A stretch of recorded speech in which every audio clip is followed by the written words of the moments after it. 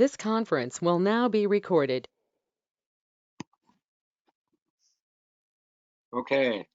Are we going now? Yes, Harry. Okay. Yes. Thank you all for being here. Yeah, and my apologies for my technical non-prowess. I wasn't sure about. I'm used to Zoom meetings, but not this GoToMeeting technology. But I'm here, and you're here, so I would like to just begin by a prayer that my share may help someone today.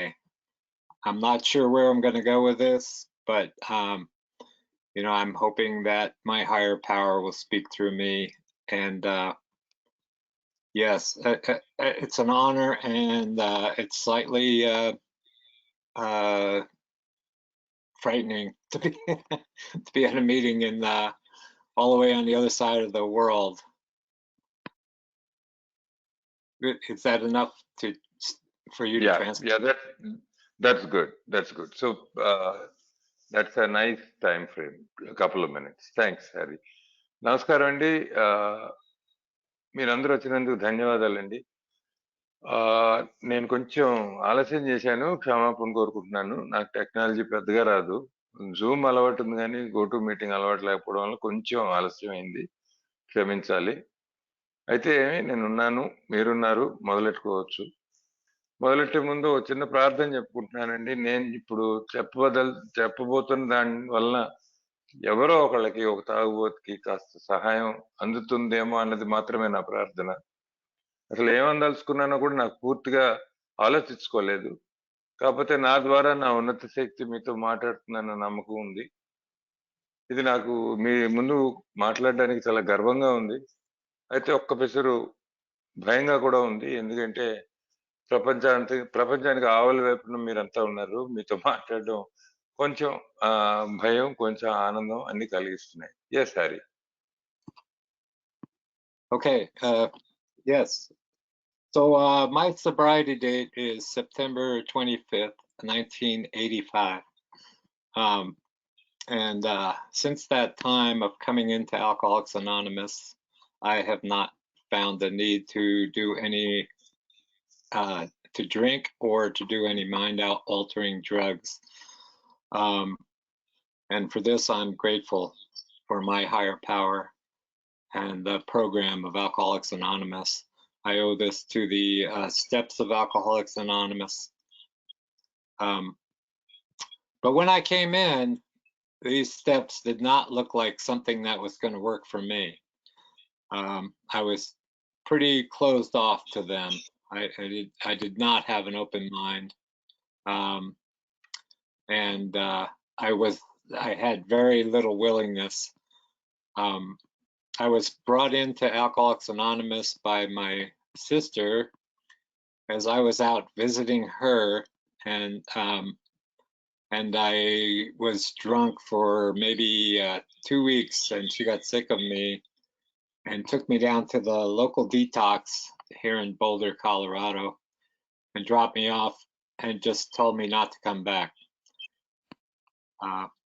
And that kind of was a little mind-opening.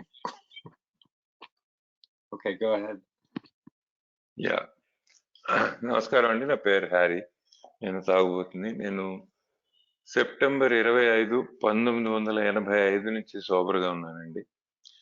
ఆ రోజున నాకు దొరకటం, అక్కడి నుంచి మళ్ళీ తాగాలని ఎప్పుడు అనిపించలేదండి. నాకు తాగుడే కాదు,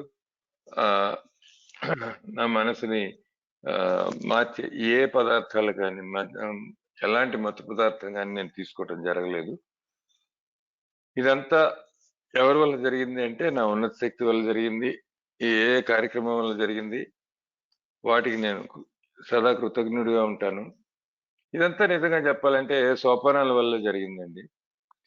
నేను కాకపోతే వచ్చినప్పుడు ఈ సోపానాలు అవి చెప్తే అది నా వల్ల అసాధ్యం అని నాకు అనిపించింది. తప్పకుండా ఇది నా వల్ల కాదు అని అనిపించింది. నేను అప్పటికి విశాల హృదయం కలిగి ఎప్పుడు లేను. నా హృదయం మూసుకునే ఉంది. అసలు తలుపులు మూసుకుని ఉన్నాను, గడి పెట్టుకుని ఉన్నాను. ఇష్టత అంటారా అసలు లేనే లేదు. నేను ఏకి రావడం ఎలా జరిగిందంటే మా అక్కో చెల్లో తెలియదు, వాళ్ళ సిస్టర్ దగ్గరికి వెళ్ళారు. వెళ్ళి ఆవిడ దగ్గర కొన్నాళ్ళు గడుపుదామని వెళ్ళి అక్కడ 2 వారాలు వరుసగా తాగుతుంటే ఇంకా ఆవిడకి నా మీద చిరాకేసి నన్ను పట్టుకెళ్ళి ఒక డీటాక్స్ సెంటర్లో మా ఊర్లోనే, బోల్డర్ అన్న ఊర్లో, కొలరాడో రాష్ట్రంలో మా ఊర్లోనే అక్కడ డీటాక్స్ లో నన్ను పడేసి ఇంకెప్పుడు మా ఇంటికి రావద్దు అని చెప్పి అన్నదమ్ముడికి చెప్పేసి వెళ్ళిపోయింది ఆవిడ. అప్పుడు నేను ప్రోగ్రామ్ రావడం మొదలు పెట్టాను. Yes Harry. So when I came to the detox, I was 35 years old, and so I had been drinking probably for 20 years, on and off, getting more to the on near the end, and I was basically using it to cover up my conscience, I believe.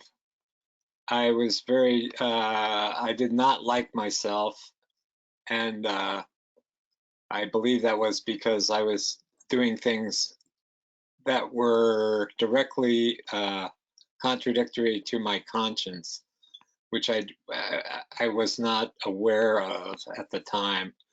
I just basically thought I hated myself, but I could smooth it over by applying some drinks. And also, I thought I was using alcohol to pursue my own instincts, seduce women, steal, lie, all these things that were made much easier by application of alcohol. What I didn't notice was when alcohol began using me, and I always thought I had a choice, of drink, and it never occurred to me that I had lost that choice at some point. And it was pointed out to me that if I always choose left, then maybe instead of right, then maybe I don't have a choice in left or right. And that kind of made sense to me. Okay, go ahead. Yeah. So నన్ను detox centre లో నన్ను పడేసి ఆవిడ వెళ్ళిపోయింది. అప్పటికి నాకు 35 ఏళ్ళండి. అప్పటికి 20 ఏళ్ల పాటు తాగుతున్నాను. మొదట్లో అప్పుడప్పుడు తాగుతున్న వాడిని చివరికి వచ్చేటప్పటికి ఇంచుమించుగా రోజు అట్లా తాగుతూనే ఉన్నాను. ఎక్కువ అయింది తాగుడు మోతాదు. అయితే ఎందుకు తాగానని ఒకసారి ఆలోచించుకుంటే నా మనస్సాక్షిని నేను కప్పిపుచ్చుకోవడానికి తాగానని ఇవాళ నేను నమ్ముతున్నాను. ఎందుకంటే నేను చాలా పనులు చేస్తున్నవి ఆ రోజుల్లో నా మనస్సాక్షికి వ్యతిరేకమైన పనులు, నాకు నచ్చని పనులు, లోపల నాకు నచ్చని పనులే చేస్తూ ఉన్నా. కానీ అది చేస్తూ ఉండడం నాకు అవసరం అనిపించింది, చేస్తున్నాను. అది నా మనస్సాక్షికి నచ్చపోవడంతో దాన్ని ఎలాగోలాగా బాధని కప్పిపుచ్చుకోవడానికి నేను మందుకు దగ్గరయ్యాను. తర్వాత నాకు నా అలవాట్లు ఏంటంటే స్త్రీ వ్యామోహం, స్త్రీల వెనకాల పడడం, దొంగతనం చేయటం, అబద్ధాలు చెప్పడం, ఇవన్నీ కూడా నాకు యాక్చువల్లీ నా ప్రవృత్తికి విరుద్ధమైనవన్నీ చేయడానికి ఆల్కహాల్ సహాయపడింది. ఆల్కహాల్ తోడు తీసుకున్నా ఆ పనులన్నీ చేయడానికి. ఆల్కహాల్ని వాడుకుంటున్నాను నేను అని అనుకున్నానే తప్ప ఎక్కడో దారిలో ఆల్కహాల్ నన్ను వాడుకోవడం మొదలుపెట్టింది అనే విషయం నేను గమనించాలి అప్పట్లో. నేను నిజంగా అప్పట్లో ఏమనుకున్నానంటే నేను ఎంచుకోగలను, నాకు ఎంపిక అన్న శక్తి ఉంది, తాగద్దా ఉంటే కావాల్సి అనుకుంటే తాగకుండా ఉండగలను అన్నది నా నమ్మకం. ఎటొచ్చి ఎవరో తర్వాత చెప్పారు నాకు, కుడి ఎడమ 2 దారులు ఉన్నప్పుడు నువ్వు ప్రతిసారి ఎడం పక్కే ఎంచుకుంటుంటే అసలు నిజంగా నువ్వు ఎంచుకుంటున్నావా లేకపోతే ఆ దారి నేను ఎంచుకుంటుందో నువ్వు ఆలోచించుకో బాబు అని నాకు ఎవరో చెప్పే వరకు నాకు నా జీవితంలో నుంచి ఎంపిక అనే శక్తి పోయిందని నేను అప్పుడు తెలుసుకున్నా. Yeah Harry. Okay. Yes, well, while I was in the detox, I spent 11 days there. I was visited by two people, and they were both in Alcoholics Anonymous. One of them had 5 years, was 5 years sober, and the other one was someone I had met briefly when I was drinking, who had just come in, and the 5-year person was his sponsor. And the other person, I couldn't relate to 5 years sober, but the other person that was just starting out, and he got through to me because he was also reluctant, but saying he was going to try it. And that gave me a little bit of open-mindedness and a little bit of willingness to try this out. And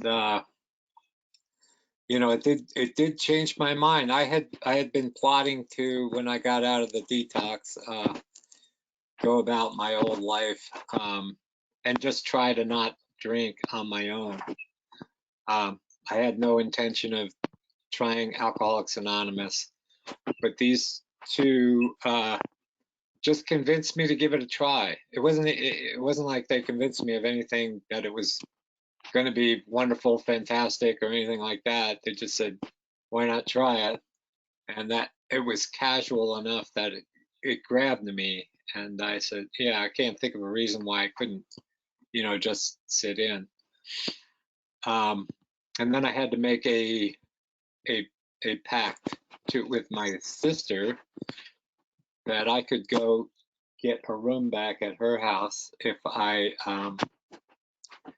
I tried Alcoholics Anonymous for 90 days. I had to put in 90 days and 90 meetings and see what happens. And that's how I began this journey.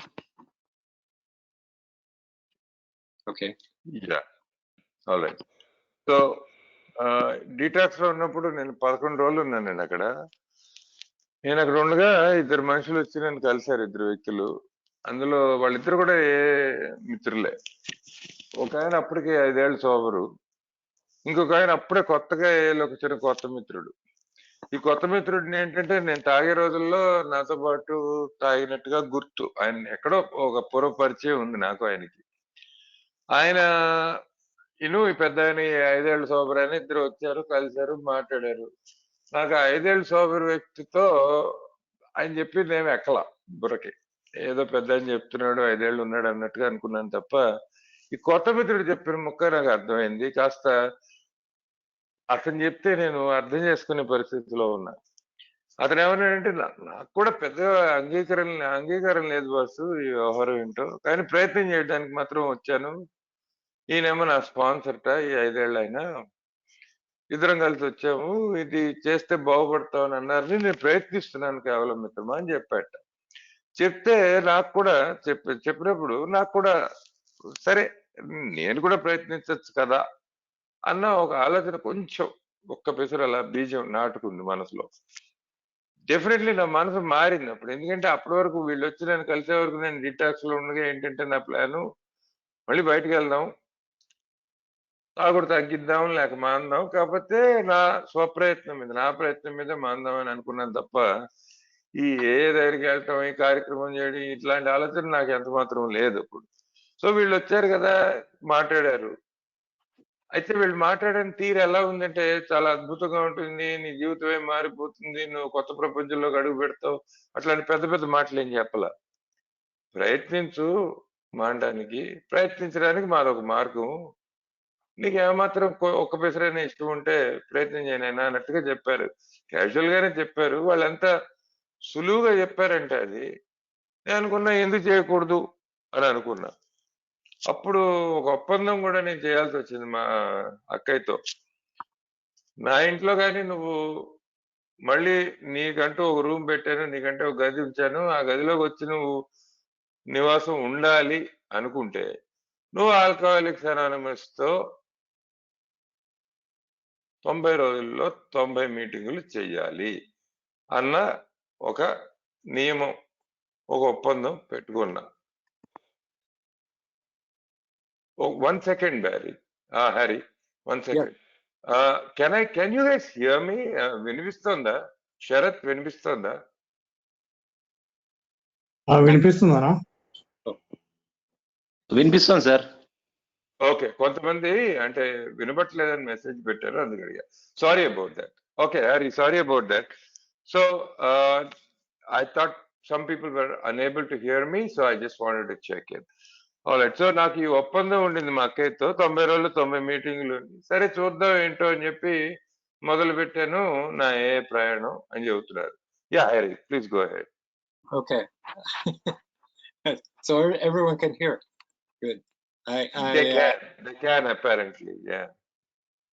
Excellent. Okay, so I began with going to 90 meetings in 90 days. I had to go to a meeting every single day,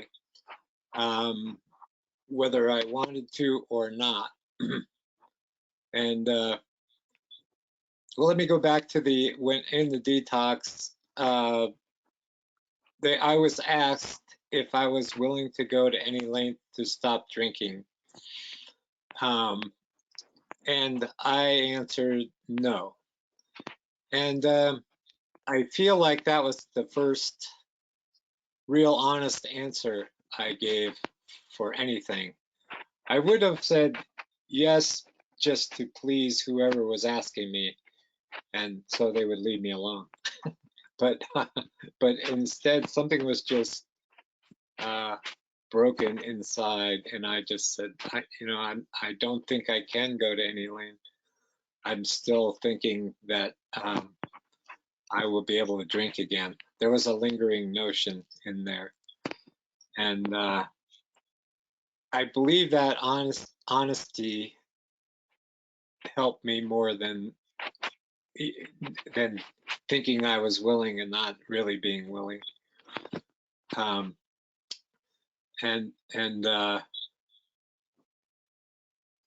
So the first 90 days at the AA meetings, I listened and listened to people until I was convinced that they did have my experience. They had my experience with alcohol, that they weren't just people that drank too much. These were people that had lost the ability to decide whether they were going to drink or not, and weren't going to get it back. And they had been recovered through this program. And I really believed it, and I wasn't quite, I didn't quite believe it would happen to me. I thought you had to be special to get this thing. And, but I became willing to try, just like I was willing to come in and sit at the meeting and listen. I became willing to try. And the first thing I had to do was ask someone to sponsor me, because I had no idea how to do this, how to try this thing. And that was a big breakthrough, because that was willingness. I didn't know what a sponsor was. I had no idea. But I became open to the idea. Okay. Yeah.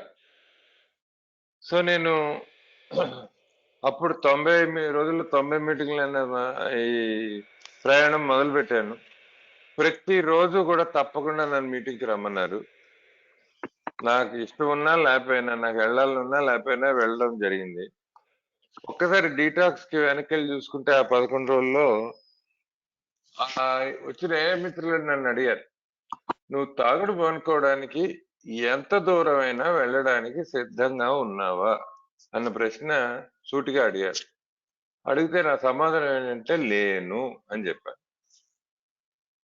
నా ఉద్దేశంలో నా జీవితంలోనే మొట్టమొదటిసారి ఏ ప్రశ్నకైనా సరే నేను నిజాయితీగా సమాధానం చెప్పింది అదే. నువ్వు ఎంత దూరమైనా వెళ్ళడానికి సిద్ధంగా ఉన్నావా అంటే నేను లేదు అని చెప్పడమే నాలో నిజాయితీ మొదటిసారి బయటపడింది.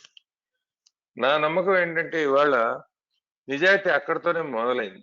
అలాగని చెప్పి అని చెప్తే వెళ్ళిపోతారు కదా! అవునండి చాలా నేను ఎంత దూరం వెళ్ళడానికి సిద్ధంగా ఉన్నానని చెప్తే నన్ను ఈ గోల వదులుతుంది అని అనుకోవడానికి నన్ను ఎలాగోలా ఈ మనుషులను వదిలించుకోవడానికి అబద్ధం చెప్పలా. ఎందుకో లోపల ఎంత విరిగిపోయి ఉందంటే నా హృదయం నిజం చెప్పాలనిపించింది. నిజాయితీగా ఉండాలనిపించింది. ఎందుకంటే అప్పుడు నిజంగానే నాకు నా మనసులో నేను బయటికెళ్ళి ఏదో ఒక రోజు ఎంతో కొంత ఎప్పుడో అప్పుడు తాగగలను. నేను పూర్తిగా మానడం అనేది జరగదు అన్నే ఉంది నా మనసులో. ఉన్నది ఉన్నట్టుగా చెప్పా. ఆ నిజాయితీ నాకు చాలా సహాయం చేసిందని నేను ఇవాళ నమ్ముతున్నాను ప్రోగ్రాంలో. సరే మొదటి 90 రోజుల్లో ఏం చేశానురా అంటే మీటింగ్‌కి వెళ్ళటం. మన తోటి మిత్రులు షేర్ చేస్తుంటే వినటం. ఎంతవరకు విన్నానంటే నాకు నమ్మకం కలిగే వరకు విన్నా. ఏంటయ్యా నమ్మకం కలిగిందంటే వీళ్ళు కూడా నాలాంటి అనుభవాలు వీళ్ళకి కూడా జరిగాయి. వీళ్ళు కూడా నాలాంటి తాగుబోతులు అని నమ్మకం కలిగింది. అంటే నేనేమనుకున్నానంటే కాస్త కూస్తో నాకంటే తక్కువగానే ఎక్కువ తాగిన వాళ్ళనే అనుకున్నాను గాని, తాగడం వల్ల వాళ్ళ జీవితాల్లో కూడా నాకు జరిగిన లాంటి అనుభవాలే వాళ్ళకి కూడా జరిగాయి అన్నది నాకు నమ్మకం కలిగింది. వాళ్ళు చెప్తూ ఉండగా నేను వింటూ ఉండగా. వాళ్ళకు కూడా నాలాగే ఎన్నుకునే శక్తి పోయింది. తాగుదామా వద్దా అనే ప్రశ్నకి జవాబు ఎప్పుడు తాగుదామన్న పరిస్థితిలోనే వచ్చిన వాళ్ళు వాళ్ళంతా నాలాగే అని అర్థమైంది. వాళ్ళందరూ స్వస్థతకి చేకూరింది వాళ్ళకి మంచి బాగున్నారు. తాగుడు మానేశానని చెబుతున్నారు. ఈ సోపానాల వల్ల ఈ కార్యక్రమం వల్ల మానేశామని చెప్తున్నారు. అది కూడా నమ్మాను. వీళ్ళకి ఈ సోపానాల కార్యక్రమం వల్ల వీళ్ళు బాగుపడ్డారన్న విషయం నేను నమ్మాను. ఎటొచ్చి ఆ కార్యక్రమం చేసినా గానీ నేను తాగుడు మానతా అని మాత్రం నాకు నమ్మకం కుదరలా. ఎందుకంటే నేను అనుకున్నాను ఈ సోపానాలు అవి చేసి బాగుపడే వాళ్ళు వేరే రకం వాళ్ళు ఉంటారేమో గాని నాది మరి వేరే రకం తాగుబోతును.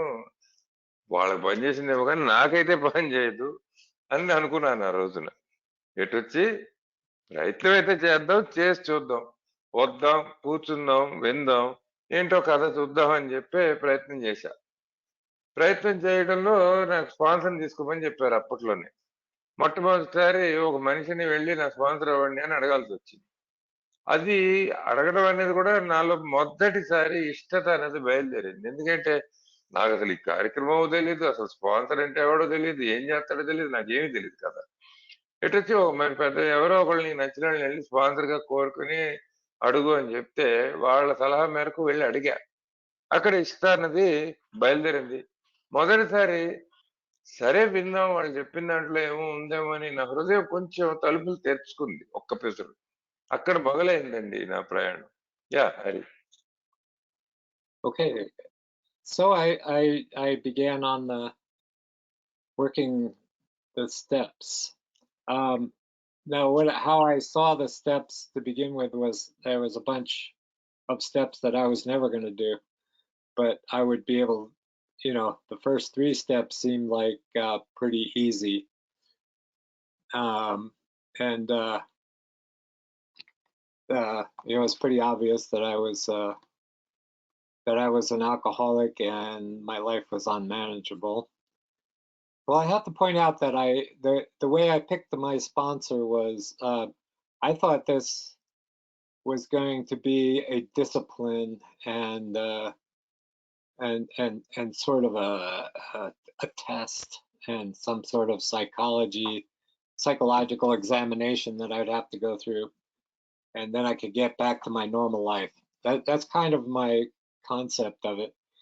And what this person said in a meeting that I heard was, "This is an adventure," and that resonated with me. I thought, oh yes, I've never done this before.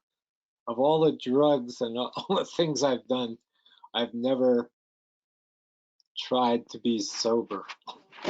I've never tried to live without anything propping me up, and it was going to be very. It could be an adventure. Uh, so I asked him to show me how this adventure would work.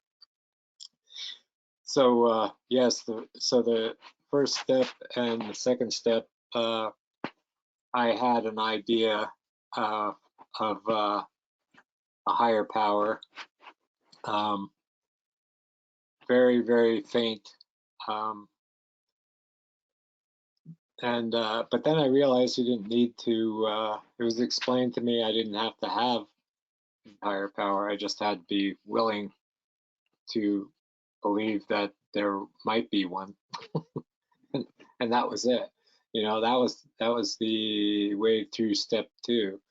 Uh, Came to believe that power greater than myself could restore me to sanity, and I didn't even know what sanity was at that point. But I was willing to go on to the third step, and that was a that was a pretty profound step because I realized at step three that I would be giving all my decision making over to a higher power, which at this point was definitely AA. Not I didn't not have a concept of a God that was out in space or even a God in my heart yet. But I was pretty much relying on everybody at the meeting telling the truth. So it was really actually my AA group that was my higher power at the time, and I was turning myself over to them and my sponsor. Okay.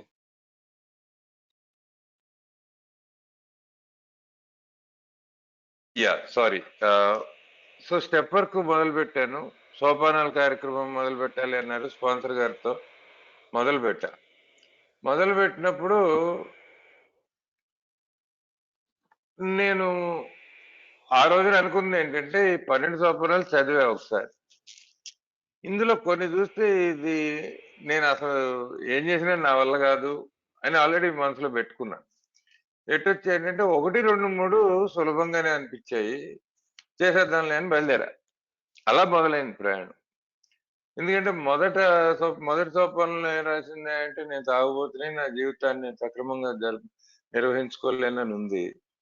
అది నిజమే. అది ఒప్పుకోవడానికి పెద్దగా జంకల.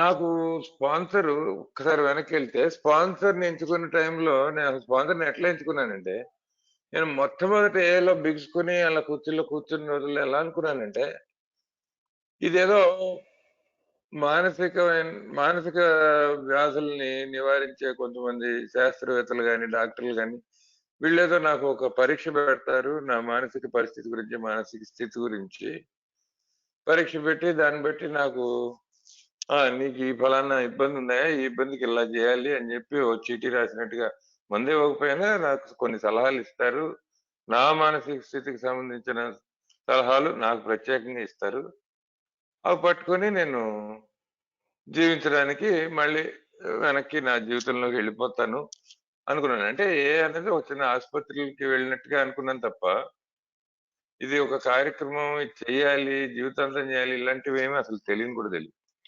అప్పుడు ఈ వ్యక్తి meeting లో ఎవరో షేర్ చేస్తే ఏం చెప్పాడంటే అన్నది ఒక అడ్వెంచర్ అని చెప్పాడు. ప్రయాణం అడ్వెంచర్ అంటే తెలుగులో సాహస కృత్యం. ఇది ఒక సాహస కృత్యం అన్నమాట. జీవితం అంతా ఈ సాహస కృత్యం మనం అలా చేసుకుంటూ ఏం జరుగుతుందో మనకే తెలియదు కానీ ముందుకు సాగుతూ ఉంటాం. అదే ఈ ప్రయాణంలోని గొప్పతనం అని ఓ మాట షేర్ చేశారు ఆయన. ఆ షేరింగ్ నాకు చాలా ఆకట్టుకుంది నన్ను. ఓహో ఇదేదో సాహస కృత్యం అంటున్నాడు ఏదో తెలియని విషయం ప్రయత్నం అంటున్నాడు మనం ముందుకు సాగచ్చు అని చెప్తున్నాడు అని చెప్పి యాక్చువల్లీ ఎప్పుడైతే ఆయన షేరింగ్ నన్ను ఆకట్టుకుందో ఆ వ్యక్తిని నేను స్పాన్సర్ గా తీసుకున్నా. సరే ఎటొచ్చి సాహస కృత్యం మొదలైంది. ఒకటైంది బాగానే ఉంది ఒప్పుకున్నా. 2కి వచ్చేటప్పటికి ఏంటంటే అసలు ఉన్నత శక్తి ఉంది లేదు అదంతా నేను సందిగ్ధంలో ఉన్నాను. నాకు ఉన్నత శక్తి ఉన్నాడా లేడా అవేం తెలియవు. కాకపోతే అప్పుడు నాకు చెప్పారు పెద్దలు ఏలో కొంత ముందు నాకుంటే ముందు సాగిన వాళ్ళు ఏం చెప్పారంటే, నీకంటూ నిర్దిష్టమైన ఉన్నత శక్తి ఏమి ఉండక్కర్లేదు. ఇవాళ ఇప్పటికిప్పుడు నువ్వు ఉండక్కర్లేదు. ఇప్పటికప్పుడు నువ్వు వెంటనే సృష్టించుకోక్కర్లేదు. అదేం కాదు. నీకు ఈ ఉన్నత శక్తి ఒకటి ఉన్నది అన్న ముక్క మీద కాస్త నమ్మకం పెట్టగలను అన్న ఇష్టం అటువైపు మొగ్గగలవా? అసలు ఆ ఇష్టం చూపగలవా ఇవాళ? అంతే. కేవలం అంత మాత్రం ఇష్టత ఉంటే నువ్వు రెడీ అయ్యా అని చెప్పారు. ఓ ఇదేదో బాగుంది, పర్లేదు, ఆ మాత్రం అయితే నమ్మగలను, ఏదో శక్తి ఉంది, ఏదో నడుపుతుంది, చూద్దాంలే అని చెప్పి వెళ్దాం అని మొదలు పెట్టినప్పుడు మూడో సోపానం వచ్చింది దారిలో. మూడో సోపానం చాలా నాకు లోతైన సోపానంగా తోచింది. ఎందుకంటే నా ఇచ్చని, నా జీవితాన్ని ఒక ఉన్నత శక్తికి అప్పచెప్పాలంటే ఎవళ్ళకి అప్పచెప్పను? నాకు ఉన్నత శక్తి గురించి ఉన్న ఉపాయమే కాస్త కూస్త ఏదో అల్లా అల్లా ఉంది కానీ పూర్తిగా నిర్దిష్టంగా లేదయ్యే. కానీ ఒక విషయం ఆ రోజే బాగా క్లియర్ గా నా మనసులో దిగిపోయింది. ఏంటంటే ఈ మీటింగ్ రూమ్ వచ్చిన ప్రతివాడు నిజం చెప్తున్నాడు. ఇందులో ఒక్కడ అబద్ధం చెప్పిన వాడు కనబట్టాలన్నమాట.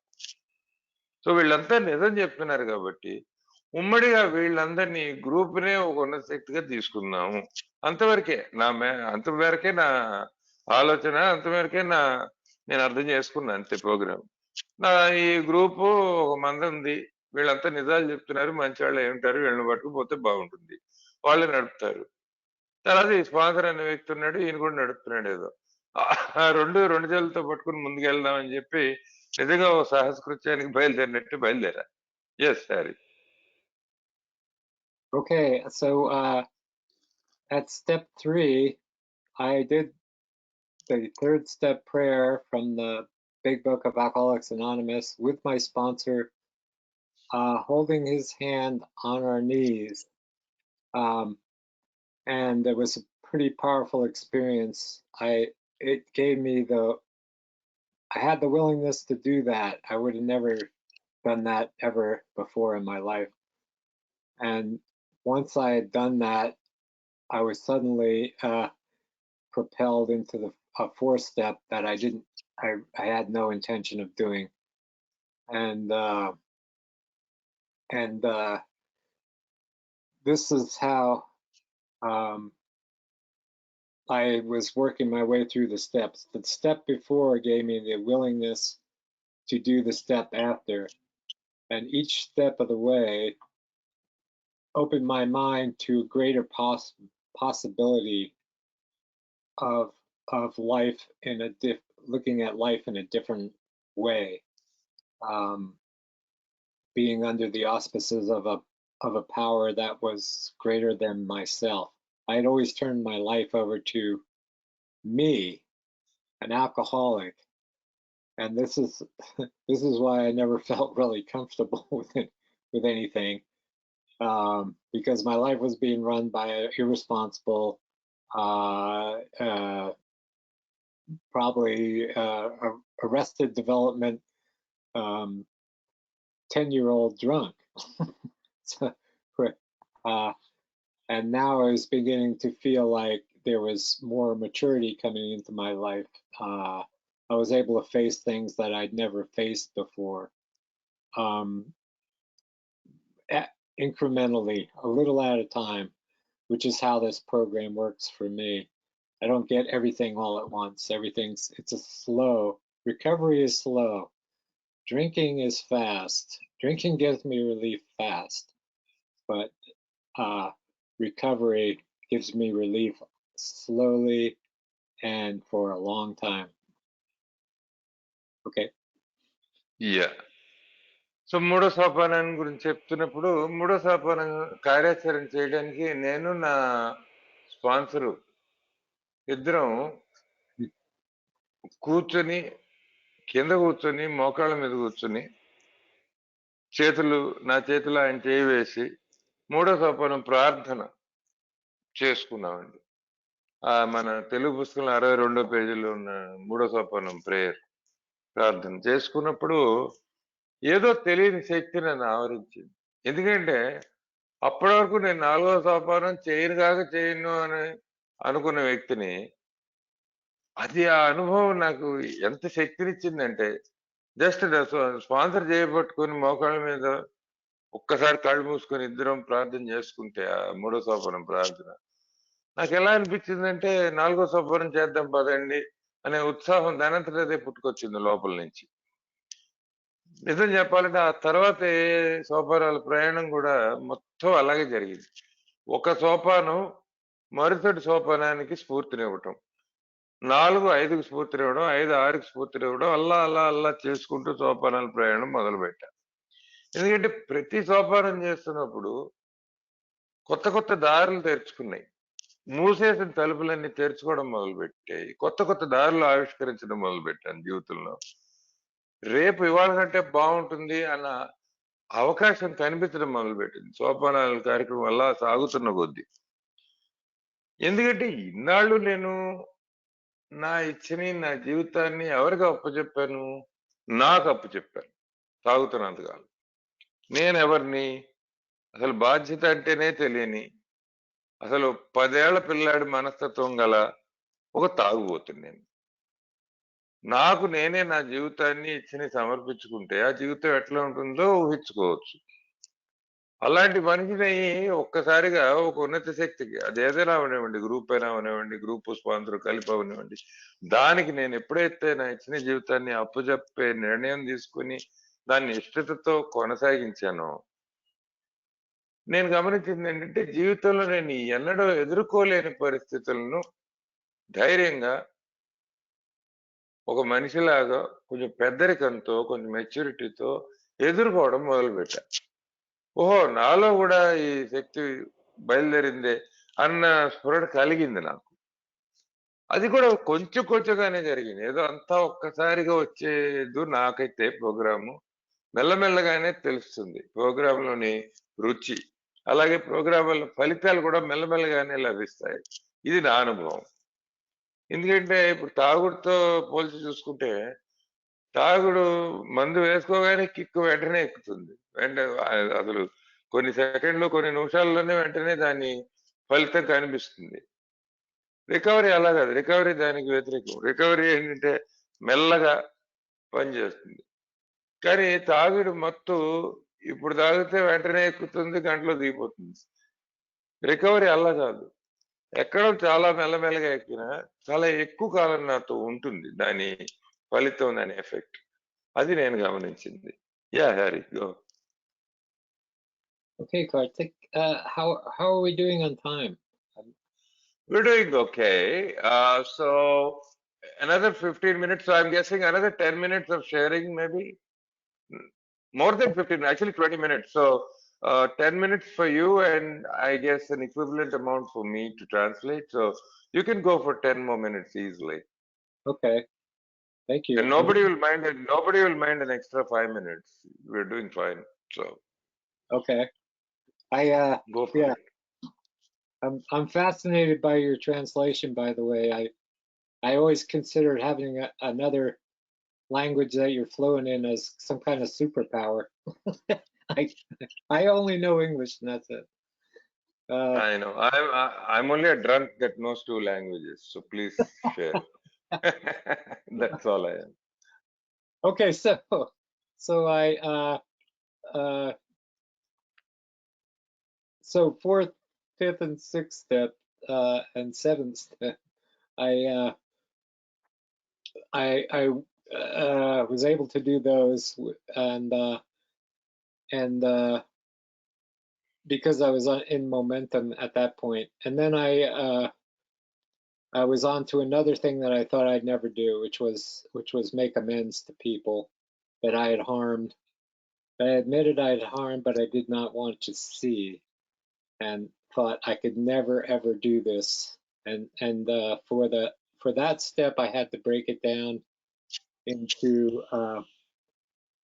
smaller components of amends that I was willing to do, and amends that I might do, and amends that I was totally unwilling to do. And that in that method, I could do the ones I could start, I could begin.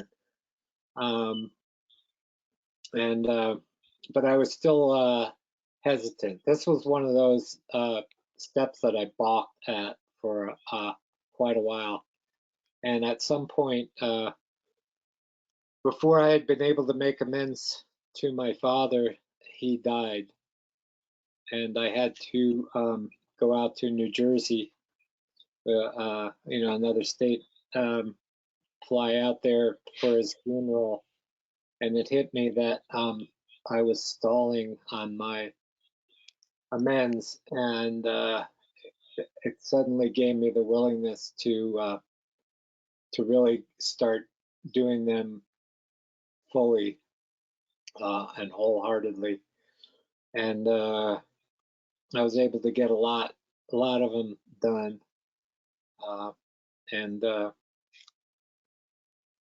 go on to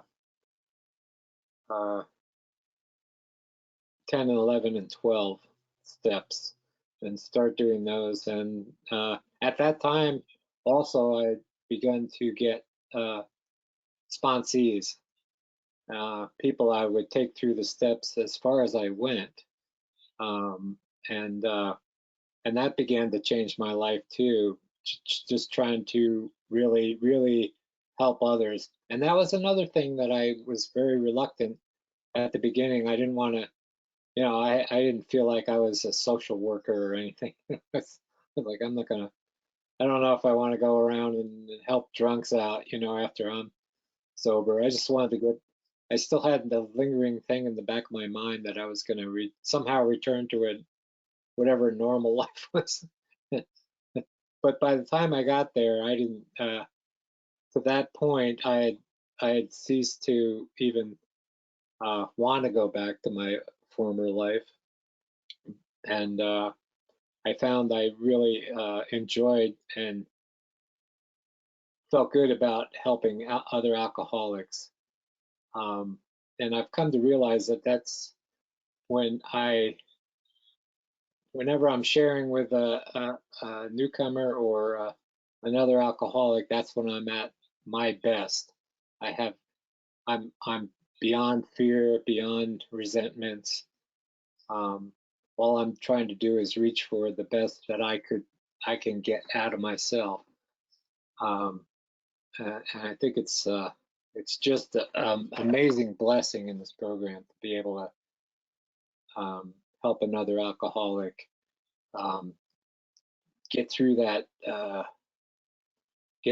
phase of denial and come out on the adventure that's sobriety, that's recovery, the adventure of recovery.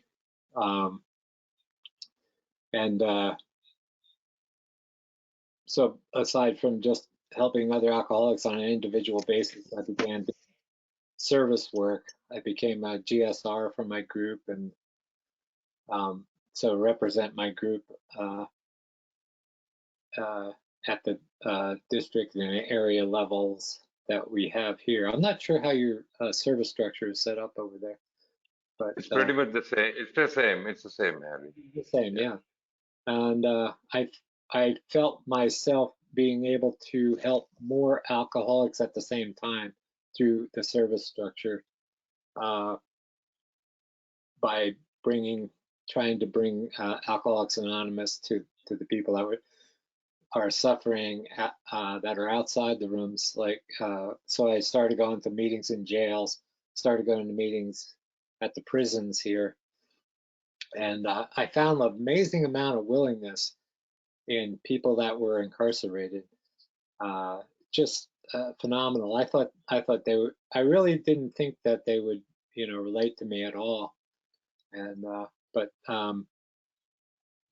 there's a thing about alcoholics talking to alcoholics that there's a communication that's just beyond normal, I think. So go ahead, you can translate that. Yeah. So 4, 5, 6, 7 మళ్ళీ మొదలు పెట్టాను 3 అయ్యాక.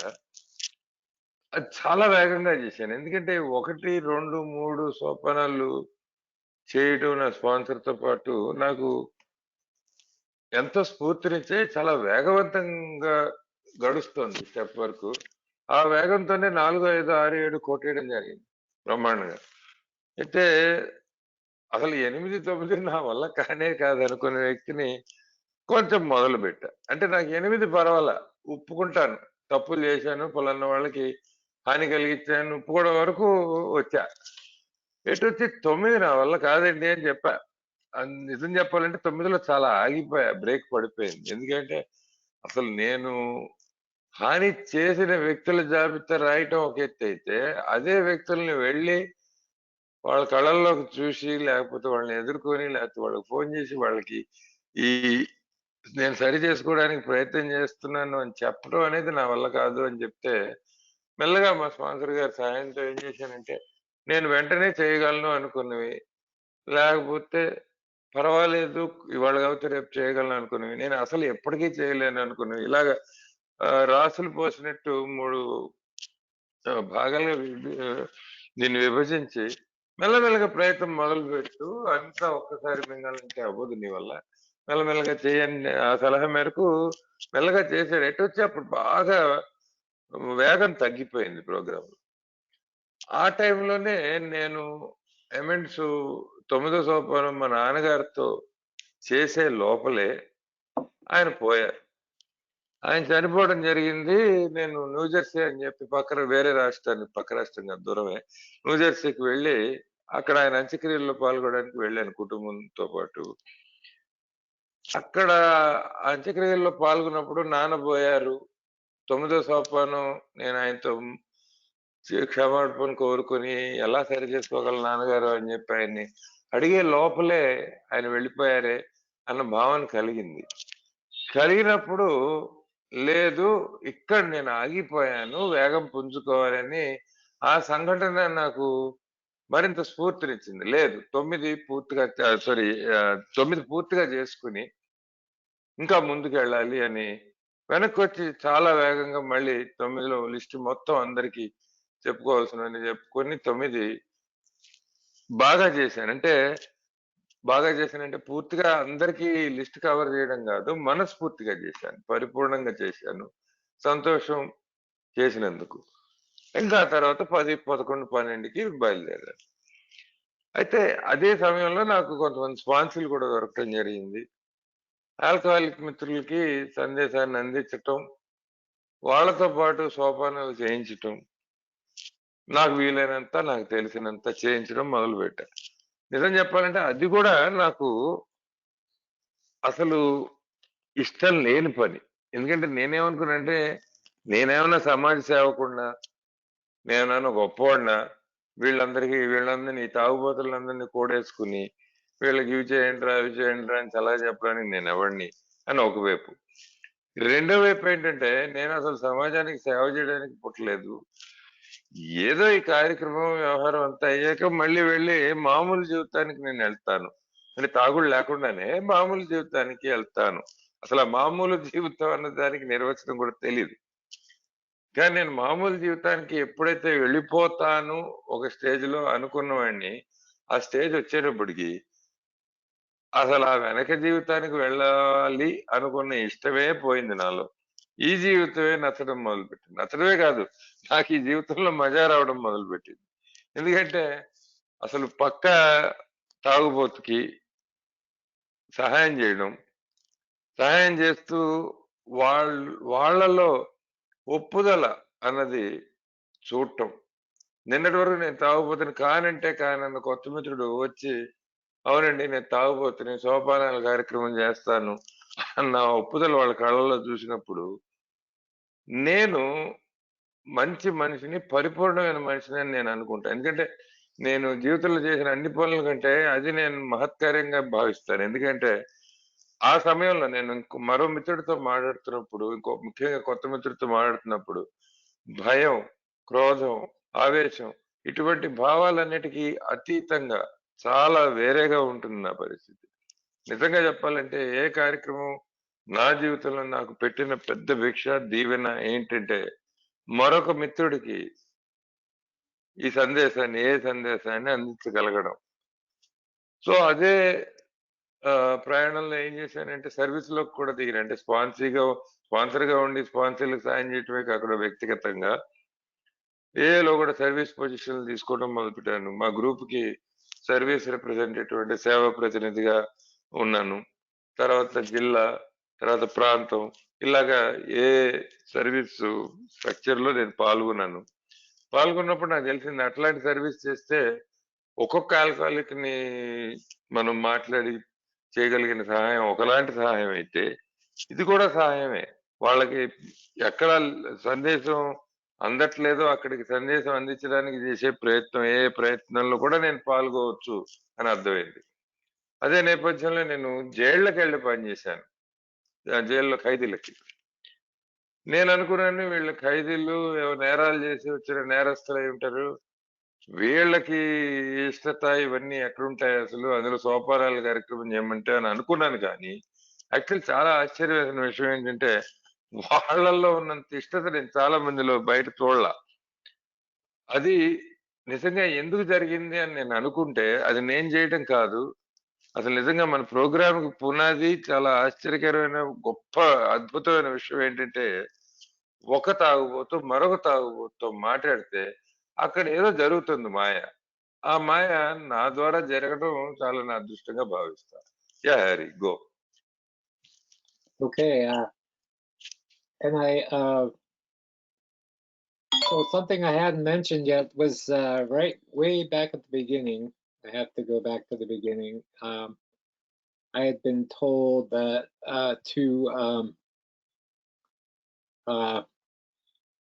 that one thing I could do was in the morning ask a God that I had no idea of, that I didn't believe in, to keep me sober that day. That none of that I believed in, but just to do it. And I thought as an experiment I could do that. It doesn't require anything of me except saying a prayer that I didn't believe in. And that practice has been with me. And then at night saying thank you. And that was very simple. And I didn't know what it would do. I had no idea, but that was the first suggestion I ever took. And that's been with me for the whole time. And this is what's been blossomed into my 11th step. And I added meditation of different sorts.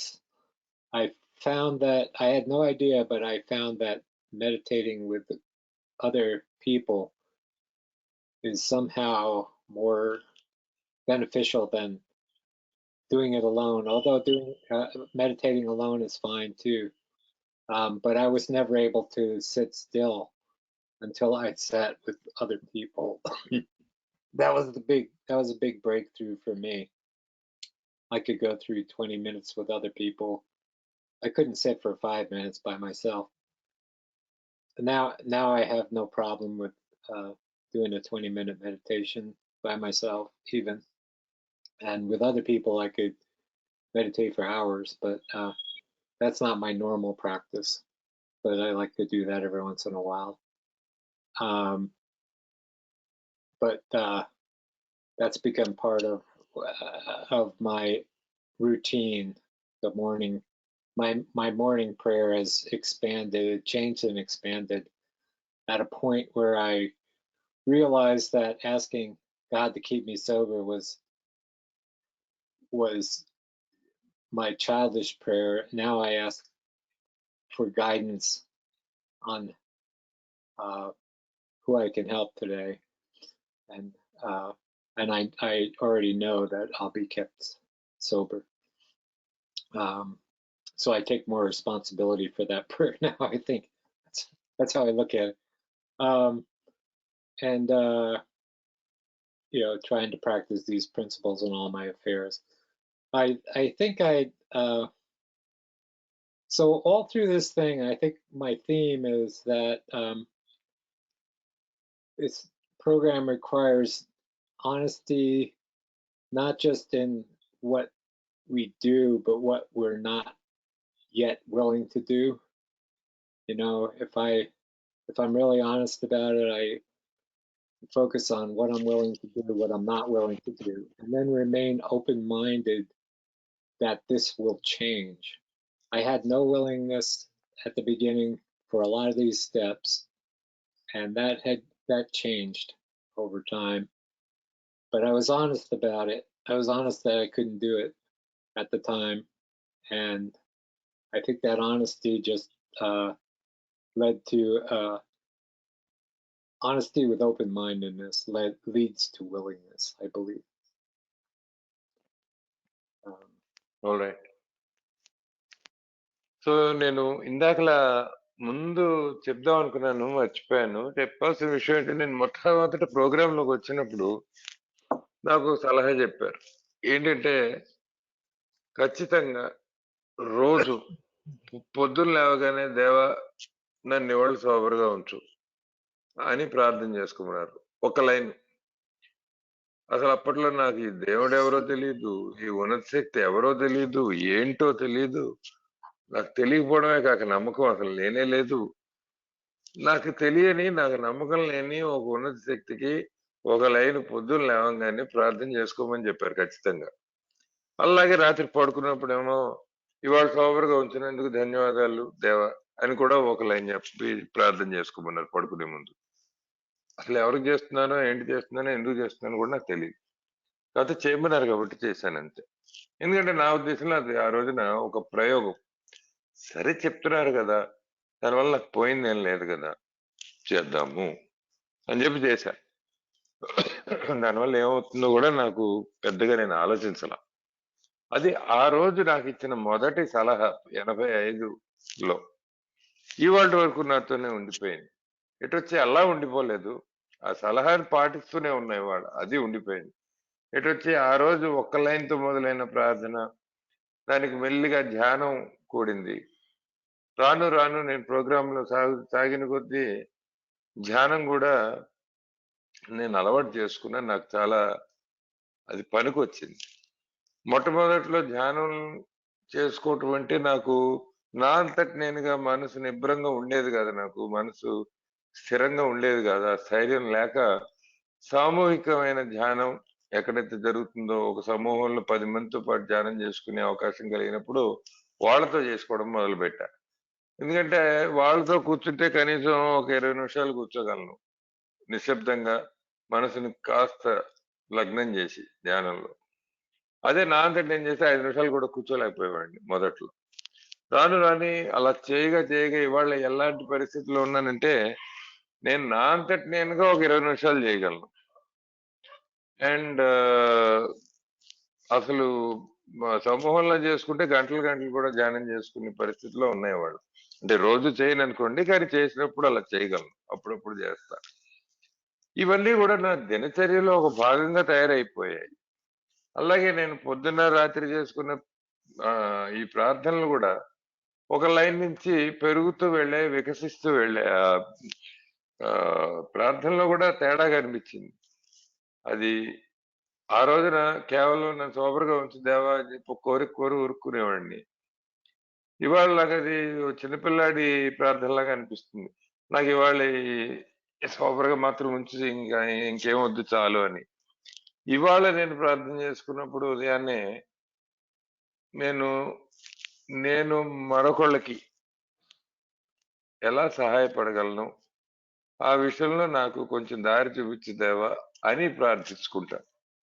ఆ ప్రార్థించుకోవడంలోనే నా బాధ్యత కూడా పెరిగింది. ఆ రోజు కేవలం నీ మీద పడేస్తున్నాను, నువ్వు నన్ను సోబరుగా ఉంచు అన్న మనిషిని ఇవాళ నేనేం చేయగలను, నాకు ఏమైనా దారి చూపించాయా అని చెప్పి ఆయన మనస్ఫూర్తిగా కోరడం జరుగుతుంది ప్రార్థనలో. సరే, 12లో చెప్పినట్టు నా జీవితంలో నేను ఏ పని చేసినా అందులో ఈ 12 సోపానాలు ఎలాగోలా పాటించడానికి నేను చేసే ప్రయత్నం ఉండనే ఉంది.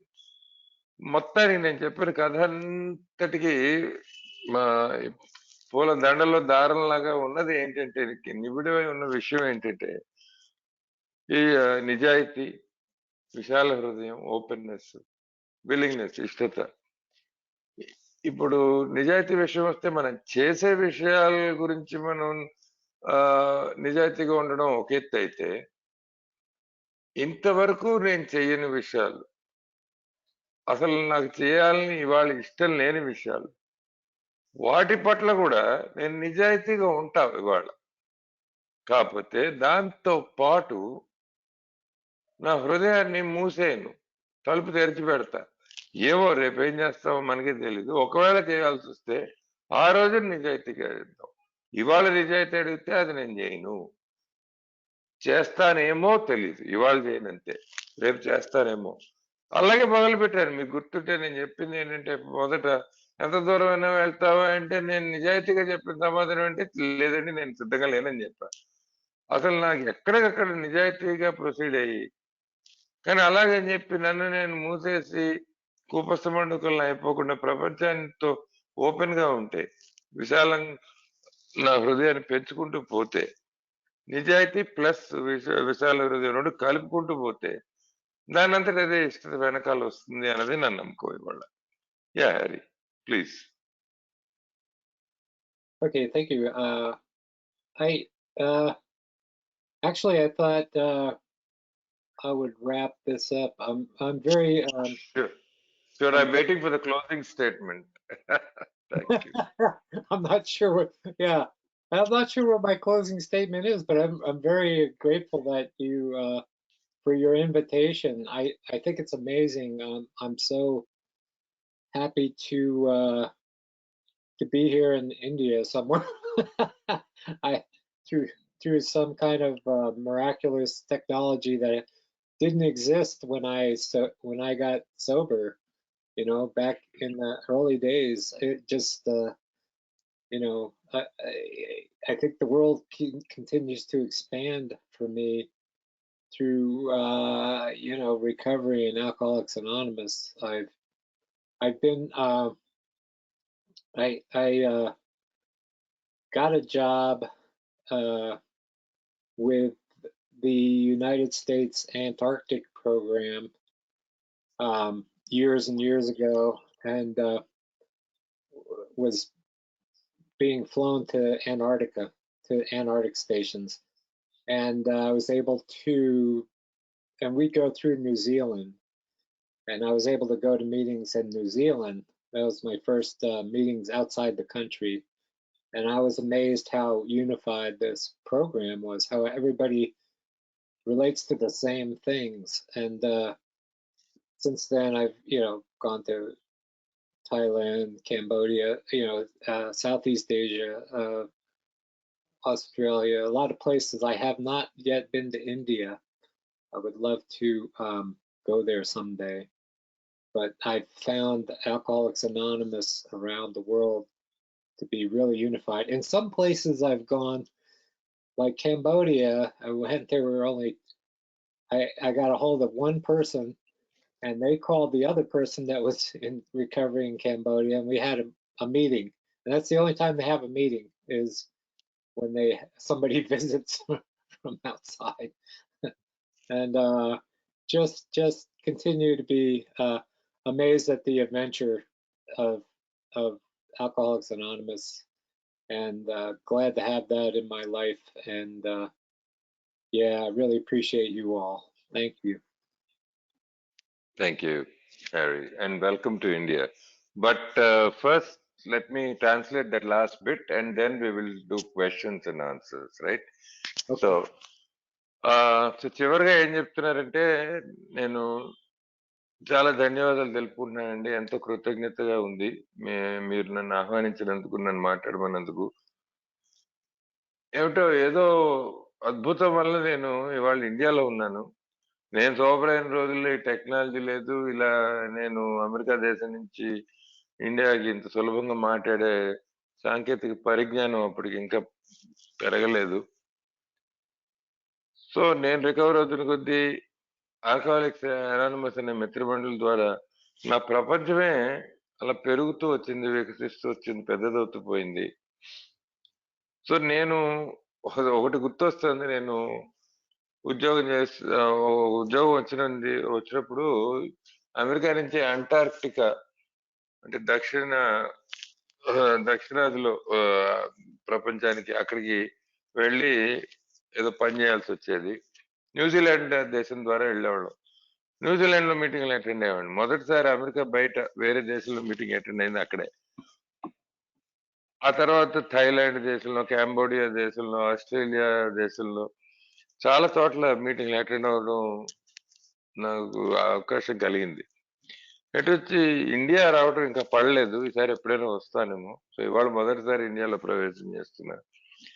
కానీ ఎక్కడికి మీటింగ్కి పోయినా ఒకటి మాత్రం గమనించాను, ఒకలాగే ఉంటుంది ఎక్కడ ప్రపంచంలో నలుమూలలను.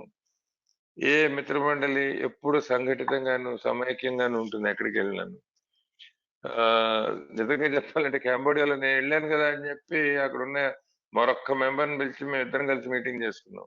వాళ్ళు మీటింగ్ పిలవాలంటే ఎవరో ఒకరు బయట నుంచి రావాలన్నమాట. అట్లాంటి పరిస్థితి. అయినా కూడా మీటింగ్ పద్ధతిగానే జరిగింది. అట్లాంటి రకరకాలు చూశాను ఏలో.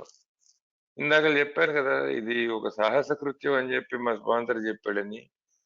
ఆ సాహస కృత్యం అనేది నా జీవితంలో ఒక సాహస కృత్యం కాదు, ఈ కృత్యాలతోనే అలా సాగుతూ ఉంది జీవితం. అలా సాగుతూ ఉండడం, నాకు ఈ అవకాశం కలగడం ఎంతో సంతోషం కలిగిస్తుంది. మరొకసారి అందరికీ ధన్యవాదాలు. Thank you. So questions and answers అండి. Harry, I'm going to switch off the recording right now, and if you don't mind taking a